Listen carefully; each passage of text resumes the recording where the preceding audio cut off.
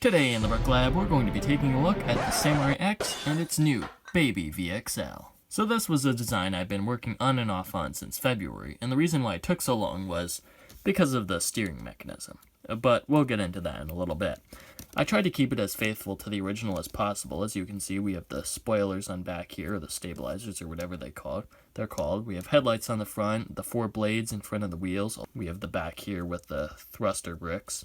Although I did switch them out from the nozzle that the set uses because I feel that those look a little bit better. The only part where I really strayed from the design was with the slopes here. It was really difficult to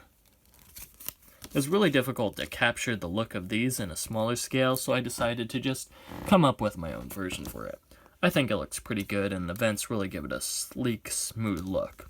And of course we have the stud shooters up here, although I did have to use the single stud shooters instead of the larger rapid shooters because it turned out those were a little bit too big and I didn't really have a strong enough connection point for them up here.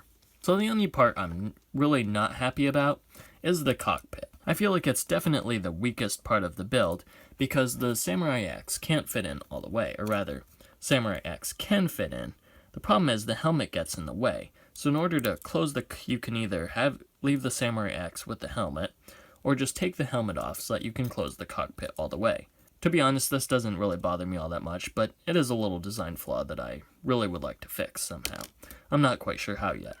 And if you'd prefer a more closed-off cockpit, what you can do is actually replace this slimmer cockpit, or slimmer windshield, with this thicker one, this bubble canopy.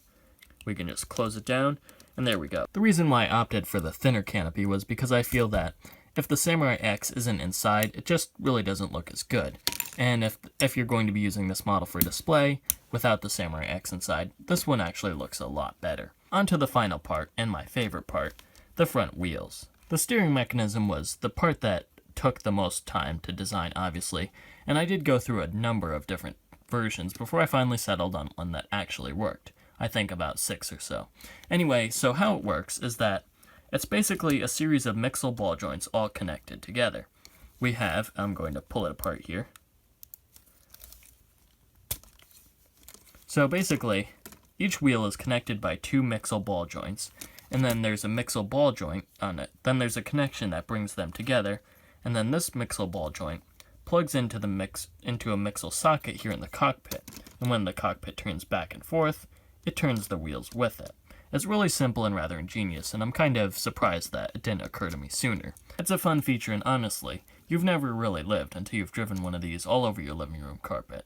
It's great fun. Hey guys, thanks for watching. If you enjoyed this mock video, please feel free to like, comment, share, subscribe, do whatever it is you feel like doing. And if you'd like a build tutorial, let me know and I'll get one done as soon as possible. Anyway, next week's mock video, if all goes as planned, will hopefully be for Cole's Elemental Dragon. No, I haven't forgotten that request. Yes, he's already done. I just haven't gotten a chance to show him off yet. It's a great model, and I'm really excited for it. Anyway, I am Sam, and I will see you next week.